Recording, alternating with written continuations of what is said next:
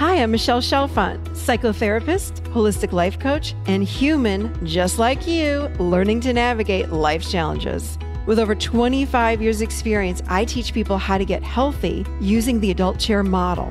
The adult chair model is where simple psychology meets grounded spirituality, and it teaches us how to become healthy adults. From anxiety and depression to codependency and relationship issues, you can use the adult chair for just about anything. Each week, I share practical tips, tools, and advice from myself and a wide range of experts on how to get unstuck, how to live authentically, and how to truly love yourself, all while sitting in your adult chair. Welcome to the Adult Chair Podcast.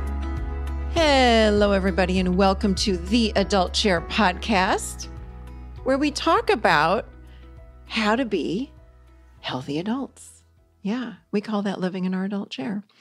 I am Michelle Chalfant, and I am delighted to be here with you on the first week of December. Can you believe it? I certainly cannot. I think the whole year has flown by. We have on today one of my favorite people, Dr. Dain Heer. He and I, every time that we are talking, whether it's on a live stream or on a podcast, it's like our conversation just goes and goes and goes. He's a very easy guy to talk to, but we definitely speak the same language. We had a phenomenal conversation. I wanted to have him on because many of you have written in about what to do with loneliness during the holidays. And I know this is something that he knows a lot about, and I wanted to have a conversation with him about that. And we did that, as well as our conversation led into, what do you do with pain or sadness or grief during the holidays? So we had a very, very long but wonderful conversation about all of these things. And what I love about Dain is he brings on for us techniques and tools we can use immediately. Like while you're listening to the show today, you are going to be able to walk away with tools you can use right now to help you with whatever's going on in your life. He is the co-creator of Access Consciousness, and the tools are coming from Access Consciousness. You're going to love this. He's been on before and loved our conversation then, and I look forward to having him on again because, let me tell you, he brings it. But speaking of consciousness, you guys, what do you think about living in your adult chair for a whole year in consciousness? Yeah, can you imagine? I just wanted to let you know that the doors are open for the 2022 membership, but they're only open until December 31st. So you've got to jump on this. This coming year, we are talking about and focusing on the entire year on living consciously. Why is it important and how we do it? And then also, of course, my favorite word, how it can transform your life. And let me tell you, when you're conscious, it's like living in your life with your eyes wide open. And everything starts to change. You find your way into that adult chair, and holy moly, does your life transform. So throughout the whole year, I break the year down into 12 modules or themes, and each month we focus on together a different theme. So by the end of the year, you are truly a transformed person. So you got to act fast because the doors close on December 31st. And let me tell you, there are some big bonuses when you sign up for the year, the annual membership. I'm gifting you these as an annual member and only for annual members because I want to really honor and acknowledge the commitment that you're making to yourself. This is a really huge step and a powerful transformation that should be acknowledged. So outside of the crazy good deal, and you will be shocked when you see the price that I'm offering you guys for this month, here's some of the amazing bonuses that you get. Special discounts on events, programs, and courses, VIP treatment to all adult chair events that you attend. Yeah, we've got some fun stuff coming up for you guys, let me just say. Sneak peeks into new merchandise, programs, and courses, plus special gifts with purchase. Early access to some of the biggest programs and courses of the year with limited spots available, but you guys will have first access. So if you're an annual member, you grab the spot first before we open it up to the public. And of course, all the benefits of committing yourself and being part of the TAC Tribe community for the whole year. So So many great things. And I know you love surprises, so I'm sure you'll be getting plenty of those throughout the year because you know how much I love surprises. But remember, you guys, the annual membership is only open. We only do this once a year. We do this every year, the month of December, and then they close December 31st. So if you're ready to say yes to yourself and to walk into the new year ready to transform, then head over to theadultchair.com/membership. And I'm so thrilled and honored to be leading you on this journey. And I cannot wait to meet you on the inside. All right, so let's jump on right into Dr. Dain Heer. He is an author, a change maker, a speaker, and co-creator of Access Consciousness, one of the world's largest personal development companies, practiced in 176 countries. Heer is the founder of International Being You Day.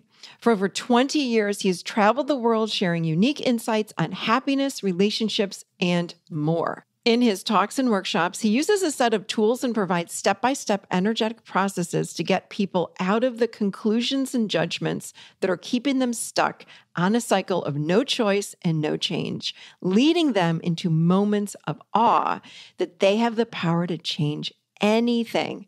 Love that. Let me just tell you, such a great conversation. I look forward to you hanging out with Dain and I. Here we go with Dr. Dain Heer. So welcome to the Adult Chair podcast again, Dr. Dain Heer. Michelle, it's a true pleasure to be with you. It's so fun to always to have time with you. Anything that we do. I know we have a live stream coming up and it's always great to talk to you. Today's topic is, we were just talking, is it just around the holidays? But I think this is year round, kind of like you said, loneliness is what we're going to talk about today. Yeah, year round, especially now. You know, it's been going on for a couple of years, and we can look from a different place that will give us more ease with it and maybe even get over it. Get over it. Okay. No, weird, huh? Yeah. What a weird concept. It's interesting. I just wrote an article on, for a magazine on grief. And I gave it to a few people in my team to read through it. And they were so moved. One was crying. They were like, wow. And I thought, wow, it's such a touchy time of year with the holidays. So talk to us about loneliness. How does loneliness happen? Like, where does this emotion even come from? Are you saying this happens with people that are just living alone, or talk to us about loneliness in general? Well, I think probably the most common scenario is people who are not living alone who still feel totally lonely because it's as though nobody gets them. You know, it's kind of like, where are my people? Where are the people that see me? Right. And here's the difficulty with that. And I'd like to paint a different picture and have a different conversation, because one of the things that I've learned in doing Access Consciousness for the last 21 years is, for all of us, your point of view creates your reality. Reality does not create your point of view. That's kind of a biggie. Yeah, it is. And the thing is, if we can shift our points of view around things, then the outward manifestation of that shows up differently. And so what you have with people when they're experiencing loneliness is they've got a lot of points of view about self-worth, worthiness. But they've also got a huge amount of awareness. I'm going to try to change my sound here so maybe it's better. Okay. Let me know.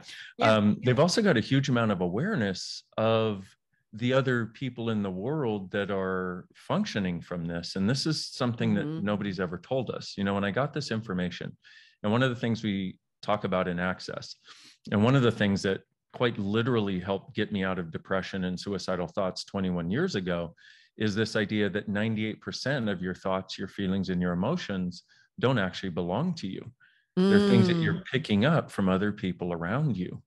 And, you know, it's like if you've ever walked into a room and knew before you even touched the door handle that your partner was upset, or if you hang around, if you ever notice, if you hang around sad people, you start to get sad and you're like, wait, I don't have anything to be sad about. Why am I so sad? Well, it's this subtlety of vibration, basically. It's an energy, whatever you want to call it. It's in the air and we all pick up on it. It's just that a lot of times the people that experience dynamic loneliness are those that are more sensitive to it, or that they, in their world, they have a reason and justification for it.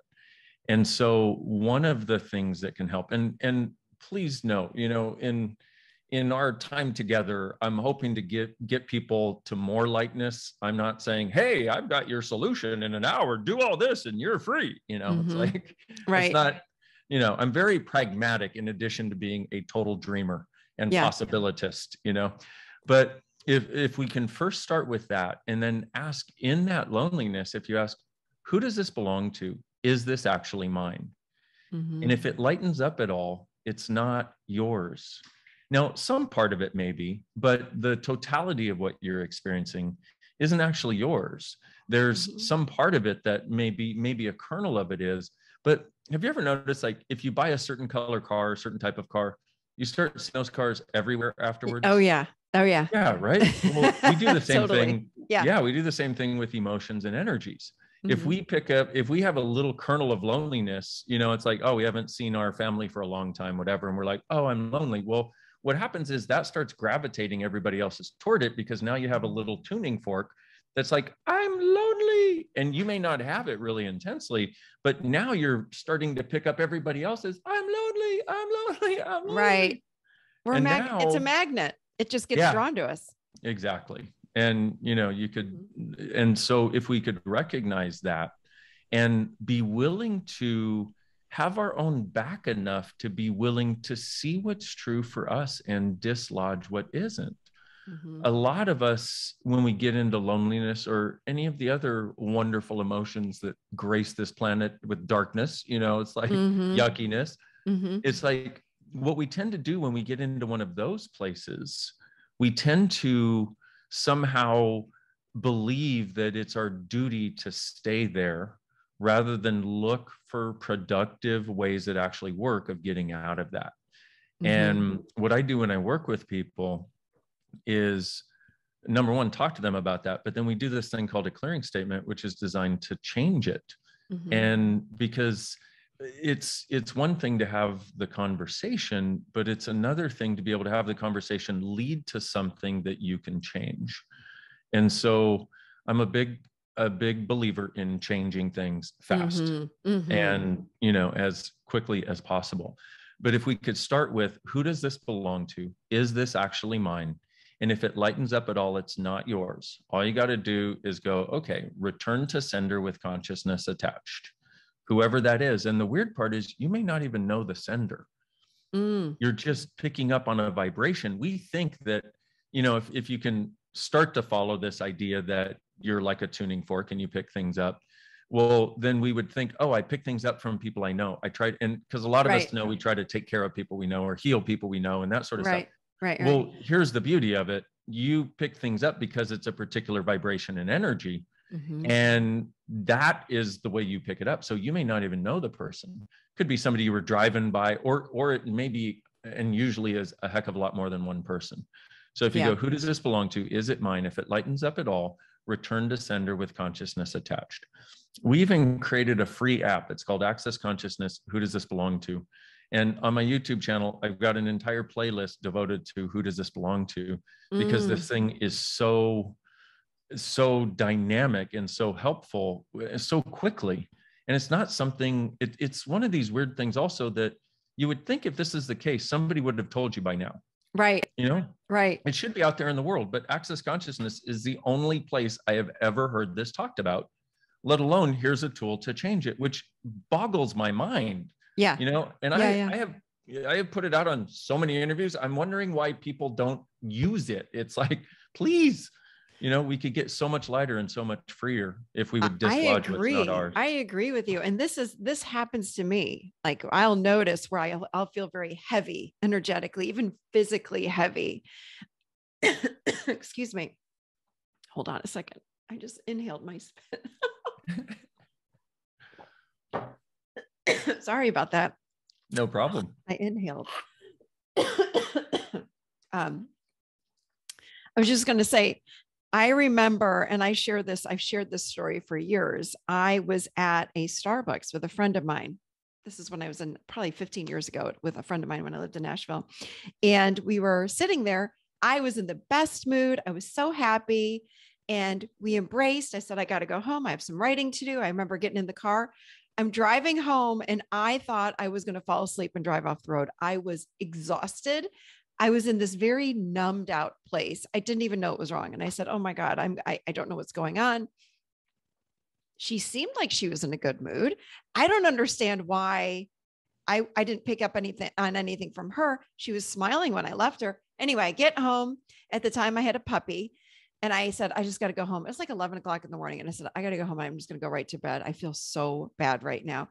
And I said, oh crap, I've got the puppy. I got to take the puppy out. So I took the puppy out in the backyard.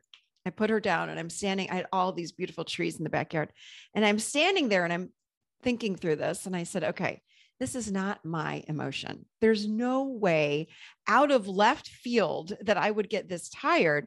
So I just started stomping my feet around in the backyard and I started shaking my hands.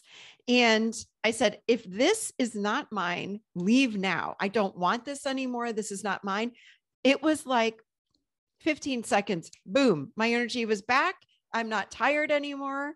And I said, what the heck is going on? I called my friend and I said, were you in a bad mood? She goes, well, I didn't want to tell you, but the guy that I really, really wanted to date, he's always there at 10 o'clock to 11 o'clock. And we were there and he didn't show up. And I was really, really upset. And I felt kind of depressed. I'm like, oh my God, I didn't even know. I was like, what? I said, I didn't even know. And I clearly wasn't protected enough or whatever. But I mean, I am 100% on the same page as you. I mean, we can pick this stuff up at the grocery store line. You know, if I'm cashing out, the person behind me, if their dog died or whatever, I'm going to pick up on that grief and we don't even know it. And I think so many of us will then go to the doctor and we think, oh gosh, you know, I have chronic fatigue. It's like, no, you're just picking up on a lot of emotions. So Yeah. I love your app. I love what you're saying. It's as simple as redirecting that energy out of the energy field. Yeah. Really, that's all we're doing. But let me ask you this question. Are some people, would you say, of course you have like empaths, but are some people more apt to pick up on other people's energy or do we all? Oh, well, we all do it, but some people are way more attuned to it. Yeah. And, you know, the sensitives of the world, those beautiful souls that are, as you mentioned, empathic. And what's interesting is for a quote unquote normal person who doesn't experience something very intensely, their volume knob might be at a 1. Right. For some people, it's more like at 1,000. Yeah. You know, and they're usually made wrong for, why can't you just get over it? This is not such a big deal. For them, it is. Yeah. And it literally is. And those are a lot of the people that I work with because there's so much of a gift in that capacity and in that level of awareness. Yeah. And it's seen as a curse by a lot of people. So yeah, there are a lot of people. It is. We get labeled as sensitive. Yeah. Oh, you're so sensitive. Just get over it. I'm like, growing up like this was so hard because nobody understood me. I slept all the time. I was just drained. And until I learned how to take care of myself energetically. Yeah. I was picking up on everybody's emotion. I was like a vacuum cleaner for everyone else's emotions. Yeah. So, well, let me tell you, when I was at a place where I was going to end my life 21 years ago, I had a session of Access Consciousness bars. In an hour and 15 minutes, I went from depressed and suicidal to happy to be alive. And I was like, wow, I'm in, let's go. Wow. And so I had this suicidal, this depressive thing plaguing me for years. In fact, from the time I was a little kid, but I kept shrugging it off. And so I had this session and I was like, yay, I'm over it. This is great. Well, a few days later, I woke up with it again. And I was like, oh my God, I thought I was done. But with that very first bar session, the lady that ran my bar, she gave me a little yellow sticky note that she wrote, who does this belong to? And she gave me this conversation about 98% of your thoughts, feelings, and emotions aren't yours. Ask this. If it lightens up, it's not yours. Just return to sender. And I was like, yeah, whatever. I feel great. I won't need this. And so anyway, when I got home that night after that session that quite literally saved and changed my life, sorry. Apparently I've got notifications on. I don't even know how to shut them off. I'm telling you, hold on a moment. I hardly heard it. It's okay. Okay. And so as after that first session, when I was on fire, I got home and I unloaded all the stuff out of my pockets, and I didn't know it, but I happened to put that little sticky note right by my clock, and it happened to be sitting up facing me. Mm-hmm. So here I am, I wake up 2-3 days later, something like that, with this horrendousness again. And I was so bummed, and I was wallowing in self-pity, and I was like, how long do I have to wallow in self-pity before I need to go be a doctor and help other people? Mm-hmm. Great place to be in, by the way. Not. Oh, yeah. And I look over at the clock, and there's this little yellow sticky note that says, who does this belong to? And I happen to read it because it's there in bright yellow next to my clock. Mm-hmm. And I went, who does this belong to? And instantly it vanished. And I was like, seriously? Wow. Really? Like, really? And I looked around for it. I thought maybe it was hiding in the corner or something. You know what I mean? Yeah, for sure. And I was like, I dynamically got the awareness that 98% of our thoughts, feelings, and emotions don't belong to us. Wow. Yeah. 98%. Yeah. That's a lot. That's a big number. Yeah. All right. Well, so here's the thing. If you can get rid of that 98%, in other words, because if it's not yours, you can't do anything about it. You can just acknowledge that it's not yours. That's what you do about it, and then return it to wherever it came from. Mm-hmm. But then you only have to deal with the 2% that's left. Mm. It's a way of getting rid of the monkey mind. And with this topic of loneliness, this is a huge thing that keeps repeating in our heads like a Mobius strip, like an infinity symbol that keeps going back and forth.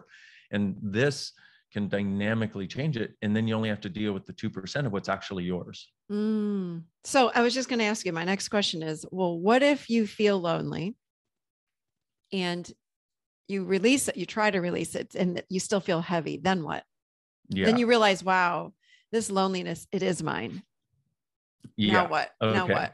Now, a couple of things. We have to go to that awareness of how aware we are again, because what we do is we formulate our points of view, especially about our primary status and, say, relationship to the world and the people in it, before we can even talk. Okay. And so so what we're doing is, as soon as we come in as a baby, we're energetically picking up on how mom is, how dad is, how they interact, what their points of view are about money, relationships, sex, bodies, happiness, creation, future, all these sorts of things. So by the time we're 2, we basically have instituted an energetic reality that was non-cognitive from the point of view of, oh, that is this, this is this. It's all like an energetic soup, if you will, an energetic recipe that we have bought as ours now, which is why so many people grow up and do such similar things to their parents. It's one of the big reasons why. Right. Well, so what you want to do, especially in a case of loneliness, and especially if it recurs, if you have a reason, if you just broke up a relationship, for example, hey, you got a reason, it's okay. Right. Well, I mean, it's okay anytime, but why would we want to live that way? But it's okay. Like, give yourself some space to be with you and find out what's true for you. Give yourself some space to be kind to you and be willing to reach out and receive from others, and realize that you are not alone. Okay. So that's in the case of, hey, I got a reason for this. But when you don't, and it's been ongoing, usually we picked up that pattern of being lonely from one or more of our parents or one or more of our friends. And we've just decided that's the way people are here. And we're just going on a treadmill of somebody else's making. It's like if you're at the gym, and somebody's sort of slowly walking on the treadmill, and you're like, oh, that's how you walk on a treadmill. Okay, cool. And then they're like, hey, I need to go. Could you walk on my treadmill for me, please? Because we need to keep the treadmill going. Very important to keep this treadmill going. Right. Oh, okay. I will walk on your treadmill for you. Okay. Oh my goodness. I feel very lonely like you did. I feel sad like you do. I feel like I have no hope like you do. And so one of the things we can do is ask, who am I being? Yeah. And if I were truly being me, what choice do I have available? And if we want to go a little further, you can ask, okay, so what percentage of this did I buy from my mom and my dad before the age of 2? And then everything that is, will you let it go? And then for me, I would use the clearing statement. But it sounds like gobbledygook, maybe too much to explain, but so can we do it? Can we just Yeah, I was just would you just do it? Yeah, I want to hear it. So yeah, because you can't dangle that and then take it away. I know, like here's the pretty golden carrot. Bye-bye. And you can't have it. So good. We want the clearing statement. Let's hear it. I want it. Let's do it. Okay, so let me preface it with this. I'm going to say a bunch of words. Okay. And if you want a full explanation of it, go to theclearingstatement.com. Mm-hmm. Okay. And there's a video there of me explaining it and some ways in which to use it. So the way it works is right in the middle is something called POC and POD. I call them the superheroes of consciousness. And from my point of view, like this clearing statement, I use every day. I use it with every session in every class. Okay. It's one of the biggest upgrades in personal development since we've had personal development. Wow. If I may say something that sounds very, very impressive, as always, follow your own knowing. What's true for you makes you lighter. A lie makes you happier. And I'm going to say gobbledygook right now. Gobbledygook, I think is how that works. So let's do this. So what percentage of who, what, where, when, why, and how you are did you buy from your mother before the age of 2?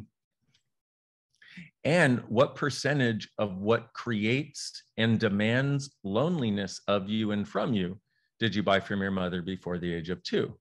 So now what happens, I'll ask a question like that, and usually it brings up an energy or an awareness, or you kind of get sort of contracted or solid or something happens. But are we looking for a number? Excuse me, I just want to ask you. So when you ask that question, like in my mind, I'm like, oh, 60%, 20, like, what am I, is that how you'd answer that question when here's the beauty of it is me asking the question and you being present, receiving the question brings up the awareness that you as a being have. So and a lot of times you'll get a percentage, and that's sort of an acknowledgement of that thing you just became aware of, the energy, if you will, that you were aware of, the impact on your world this is having. Okay. And so it's interesting because you go, okay, 60% of who I am and how I relate to loneliness is something I bought from my mother. I mean, if you look at that for a moment, it changes the whole game, because everybody's trying to figure out, why do I have this? Why am I wrong? What's wrong? Why am I wrong? And I am a firm believer in dealing with your own stuff when it's your stuff. I'm also a firm believer in undoing everything that's not yours as much as you can before you start the journey of dealing with your stuff, because 98% of it ain't yours. Okay. Right. And one of the other questions I'll ask about this is, so when I say what percentage of who, what, where, when, why, and how you are, and your relationship to loneliness and loneliness itself did you buy from your mother before the age of 2? And then I'll ask people, more than 20% or less, more. Okay, more than 30, more. More than 40% or less, more than 50% or less, more than 60% or less, more than 70, more than 80, more than 90, more than 100, more than 200, more than 500, more than 1,000, more than 10,000. And that's usually where most people are, more than 10,000%.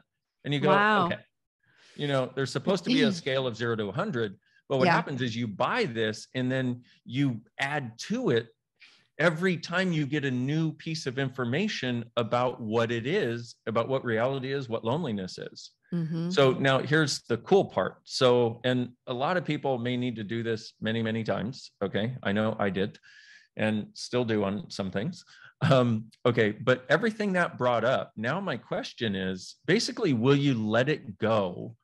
And the way we say that is, will you destroy and uncreate it? Meaning, you erected the walls of your prison. You basically erected the walls of your prison by taking mom's walls, dad's walls. And now here you are, you're in this box that isn't actually yours. So will you destroy, meaning will you take away the structure you've created your life from that's not yours?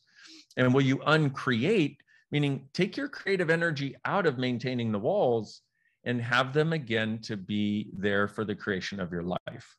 Oh, I love that. Yeah, it's really, and over time, this thing, like it may on some things take one layer, another, like it'll take layer after layer after layer off. But what happens is after you do this for a while, it's like your whole life starts to look different. And you start to have a sense of space, and you'll be in a situation that used to trigger you. And you're like, whoa, I'm not triggered. You're not triggered. Wow. No. Or you'll be in a situation that really is stressing everybody else out. You're like, I'm good. You know, you'll be in living through a pandemic. Like I know tens of thousands of people that I work with in Access that are sailing through the pandemic, just wondering when the insanity is going to end. Most of them have gotten more creative. Most of them have started creating more money than they had before. Yeah. Because what it does is it starts to undo the foundation of limitation. Ooh, I like what you just said there. It's undoing the foundation of limitation. Yeah. That's powerful. And when you do it, you know, for me, the proof is in the pudding. You know, I've done so many things that promised big and delivered little. For me, the proof is in the pudding. Like, how do you actually get to live your life? Do you get to be more present? Do you get to be more happy? Do you get to go beyond things like loneliness and fear and sadness and worry and anxiety and stress and all of those things? And the answer is yes, you do. Wow. So you're saying if you, or by stating these, wait, so can you give us everything just in like a little nutshell? So ask those questions again without. Well, let's do it. And then I'll recap it. Okay. So, because what happens is we have this thing here. It's like a ripe kumquat ready to be, you know, picked or popped or something. Okay. Okay. And so everything that is, will you destroy and uncreate it? And if your answer is yes, then right and wrong, good and bad, POC and POD, all 9, shorts, boys, and beyonds. Okay.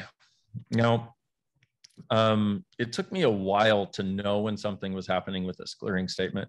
But what I started recognizing was sometimes it would feel like a weight lifted off of my shoulders, or I'd take a breath, or I'd get more sense of peace, or I'd sense some lightness. If I was in a really dark thing, you know, a dark tunnel, I'd sense some lightness, pinpoints of light at the end of the tunnel. Everybody experiences it differently. Okay. And it's also okay if you don't feel anything. It's not about the feeling. It's about changing the energetics underneath this. So one more time, for everything that we did with Mom regarding that, will you destroy and uncreate it, please? Will you let that go? Right and wrong, good and bad, POC and POD, all 9, shorts, boys, and beyonds. And one more time, right and wrong, good and bad, POC and POD, all 9, shorts, boys, and beyonds. Now, so now let's also do it with Dad, and then I'll do a little recap here and give you the short form for this, because there is, all you got to really do is say POC and POD, because that stands for going back to the point of creation or the point of destruction, whether that point of creation was last week or 100 billion years ago, or when you were a kid or whatever. Who knows where it is? The consciousness of you knows. So let's do this. So everything what percentage of who, what, where, when, why, and how you are, who, what, where, when, why, and how you are not, who, what, where, when, why, and how you can and cannot be, and your entire relationship to loneliness and being lonely, and also the judgments you have of you that tell you that you deserve loneliness because you're not a good person. Everything that is, will you destroy and uncreate it, please? Right and wrong, good and bad, POD and POC, all 9, shorts, boys, and beyonds. Okay. And so with all of that stuff I just said, one more time, because the energy's there, it's up. Will you destroy and uncreate it, please?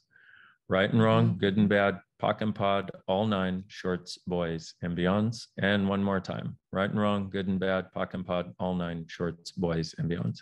And you can say POC and POD or POD and POC, it doesn't matter. Okay. So a recap.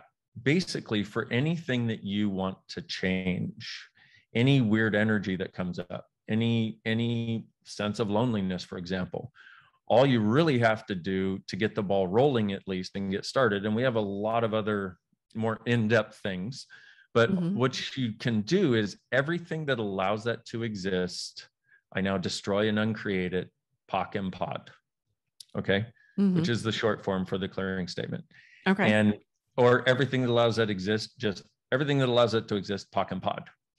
Okay, in this particular case, since our conversation led us to this conversation about being, you know, learning who we are and becoming who we think we are from Mom and Dad so dynamically, which is one of the defining elements of what creates loneliness, that's where our conversation led us. And so this then was about this particular thing, which was what percentage of who, what, where, when, why, and how you are and are not in your relationship to loneliness, and your judgments of you that you're lonely because you're bad and wrong, did you buy from your mom and dad before the age of 2?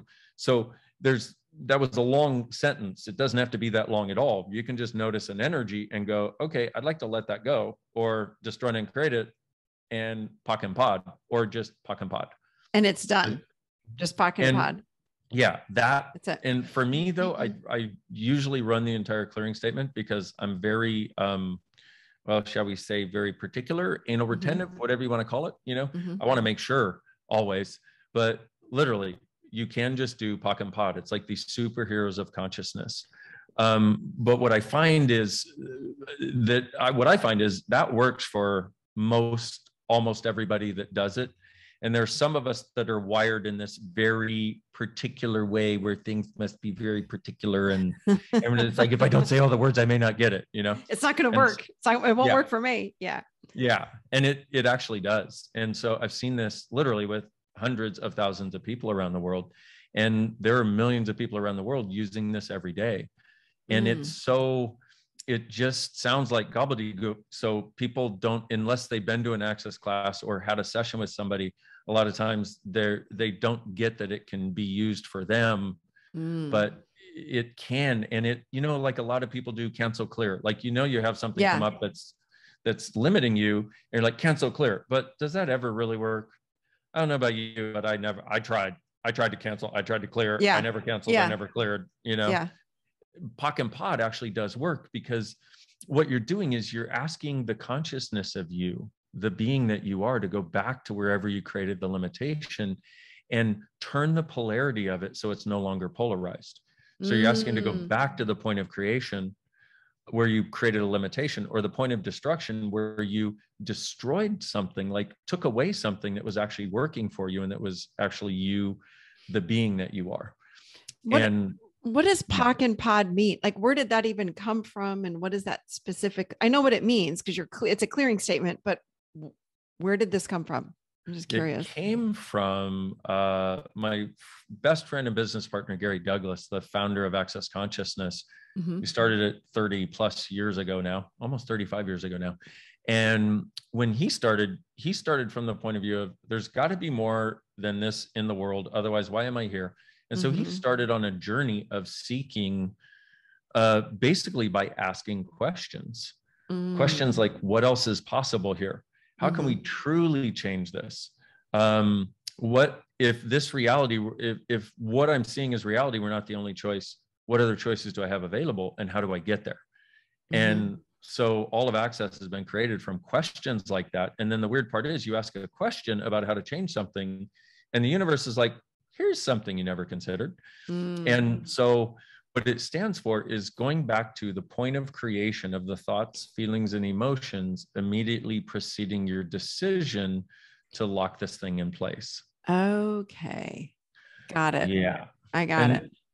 It's like the room that we're in, the walls look solid, but science tells us they're 99.999% space. If you watch the movie The Matrix. Right. Exactly. You'll know. Yep. Yeah. Yep. I mean, it explains really how the world really is. So yeah. Yeah. And this is more like how to become Neo in the Matrix. Yeah. Is really what it is. And that is a capacity that we have. We don't have to be limited by the world around us. We can carve a different path that actually creates a slipstream into which others that desire more possibility can fall, or not fall, but flow into more easily. When we open a door for possibilities, it makes that available to everybody else on the planet who's willing to have that possibility or desires it and doesn't know how to get there. Wow. What about somebody? So this is beautiful for someone that's lonely, again, any time of year, but so much happens around the holiday time. But I'm thinking of, like you were saying, depression, anxiety, like anything at all. Use this statement, like really step into your power and use the statement, like really use the statement, start clearing some things. But what about the people that feel they're kind of stuck in that victim place, or they feel really helpless and it's not going to work for me? What do you say to them? Yeah. Well, the first place I would start is, who are you being? Mm-hmm. And who is the favorite victim in your life? Mm-hmm. Because people who do victim have learned it. There's Ooh. not one of us that is a victim as a being. Would an infinite being be a victim? Well, hold on. I'm still stuck. I'm like, wait, I want you to say it again, because I was like, hold on a second. People that are victim have learned it. Yeah. All of a sudden in my mind, I'm thinking of all the people I know that sometimes fall into victim. I'm like, oh, did they learn that from their mother or their father? Wow. Yeah. Wow. I never thought about that. They've seen it somewhere, because when you're in the victim seat, you're getting energy, but it's just yucky. Like, it doesn't feel good, but it feels like something, right? So, yeah. well, that was really good. I like that. That was great. Thank you. Cool. My pleasure. And what you can do is there's another, okay, my ADHD is kicking in. 8,000 things want to be said all at the same time. Trust me, I know how that is. I'm impressed with both of us. We're carrying a conversation that looks like we're both moderately, maybe normal. Sort of. I don't know. We're not boomeranging too much. Yeah, exactly. Okay, so let's look at the victim thing for a moment. Is what people do is they function from my point of view is people do the best job they can with the tools they have available.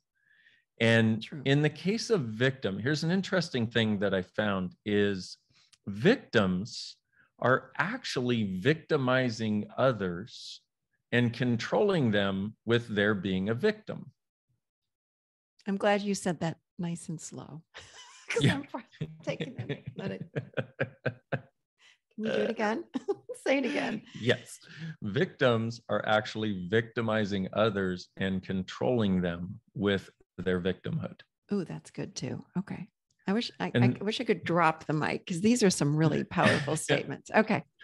So if you look at that, it's an interesting thing, because what that allows you to do, if you're the person interacting with the victim, you now have a different perspective, because the way the world works is it's like, I have such need. It is up to you to take care of me.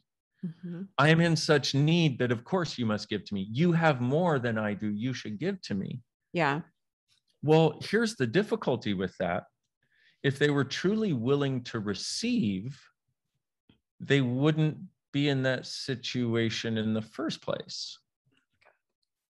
Now, some people, I'm talking more about chronic victims, okay? Yeah. Anybody can be down on their luck. But here's the thing you want to look at with a victim if you're outside of the situation is if I do this for them, if I give them something, is it actually going to change their world?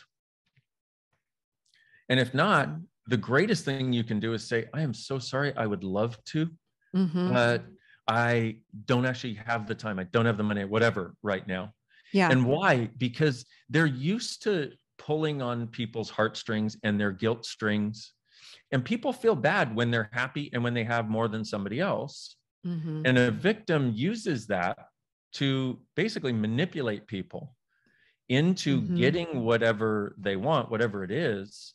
And it's so funny, because in saying this, there's so many people out there that you can tell are going to go, holy crap, really? Okay, like we've all been dealing with people like this in our lives. Yeah. But what I found is here's the other thing that goes on. You know how I said your point of view creates your reality. Reality doesn't create your point of view. So the victim is functioning from the point of view that they have massive needs and no power. When you see them as somebody who is so powerful that they're able to manipulate people to give them things rather than go to work themselves or whatever it is, it changes the game, because you're acknowledging the man behind the curtain. If they're the word escaped me. If they're committed to remaining the victim, they will get angry at you. They will tell you you're wrong and you have no caring, and they will storm out of the room or tell everybody you're a terrible person. Yep. if they're For committed to sure. remaining a victim.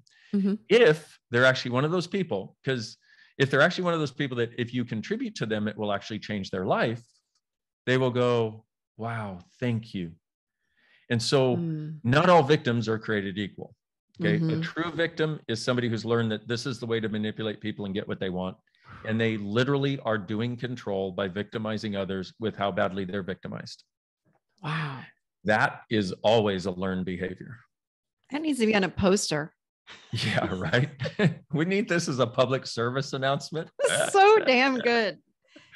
Yeah, so true. I know some victims and they are very manipulative, no doubt about it. Yeah. And so invested in being that victim. They're not going to give that thing up for anything. Yep. And they do. They kind of get sometimes what they want, but it's yucky. I mean, that energy is yuck. Right. And that's the thing is like, and you look at this person and they're so, you can tell they're like Linus or Pigpen, pulling this black cloud to them all the time so they can maintain that story. But it's just a story.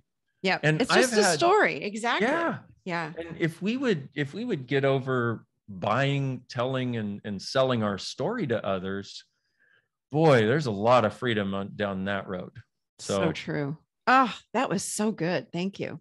Thank you. We could just boomerang through so many topics.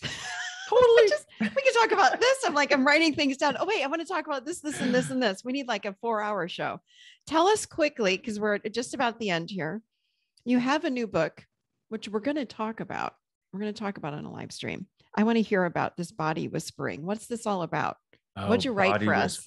It's so cool because for the people that value the conversations that you have, this is a way of connecting with their body in a way that allows them to create it, allows them to change it, but allows them to adore it and have it as their best friend.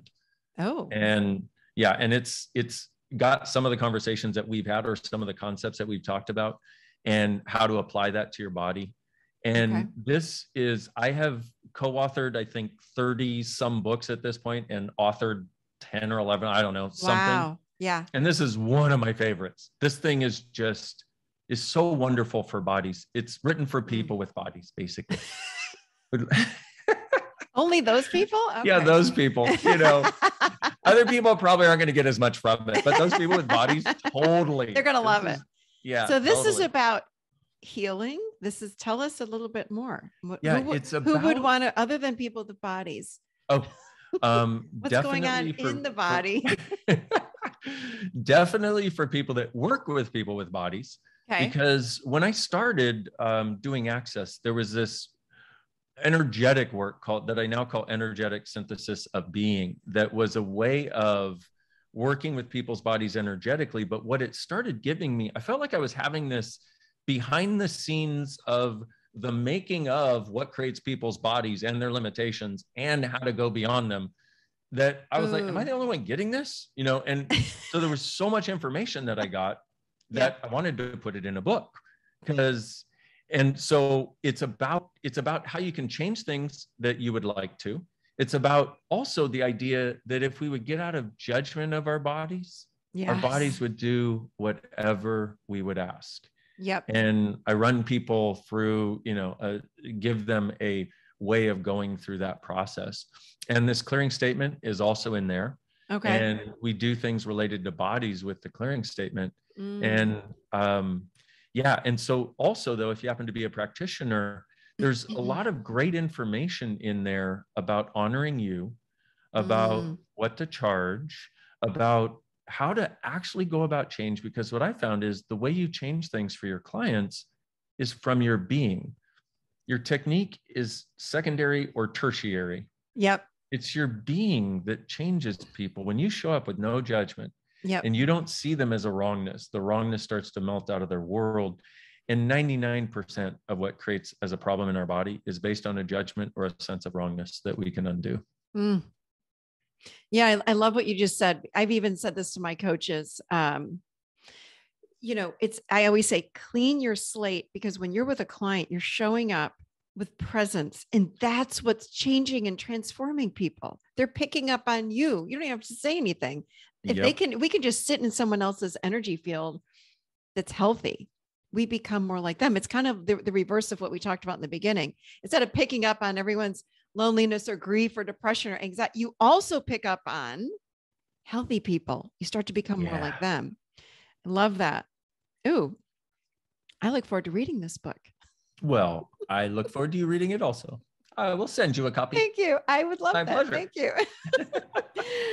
Again, always so fun to talk to you. Thank you so much for everything that you do for the world. Really, you do some incredible work. So it's really just an honor to have this time with you. Thank you. Thank you, Michelle. It is also an honor for me. Thank you. Thank you. Where would people find you and find out about all the beautiful work that you do? DrDainHeer.com, DrDainHeer.com. And I'm also available on the usual social outlets, Facebook, Insta, YouTube. And on YouTube, I looked the other day and I had over 900 videos. Wow. That are basically tools and things that I've put out there over the years because I want to contribute to people. This is us. This is our world. And the more you can have somebody contributing to you energy and tools, the easier it is to know you're not alone and actually go on this journey. So please go check that out. There's a lot of stuff there. Awesome. Thank you for that too. Free material. That's what this is why I do this whole podcast. I'm like, I just want people to learn how to heal themselves and transform if they want to. So there you go.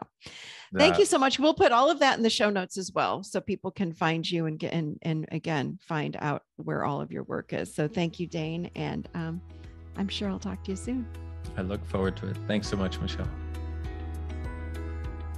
I hope that you enjoyed that show as much as I did. I told you Dane was going to bring it, and he always gives us some awesome tools and techniques that we can use immediately. So if you want more of Dane and me, we're going to be on Instagram Live tomorrow, Friday, December 3rd at noon Eastern time. So jump on over to Instagram and check us out. Come see us. We'd love to chat with you about all things access consciousness, all things adult share. We will be ready for questions, but Dane and I are having some conversations about his new book and all kinds of stuff. So come on and join us December 3rd at noon. And don't forget, the Adult Share annual membership is only offered once a year through the end of this month, and there is a giant discount for you guys. I'm telling you, go to theadultshare.com/membership. You're going to flip out when you see how much I'm giving you the whole year for. But you know what? If you're willing to put that much time and effort and energy into yourself, I want to reward you. So there you go. theadultshare.com/membership. Love you guys so much. Hope you're having a lovely, lovely holiday season. I will see you seated right here next week in the Adult Chair.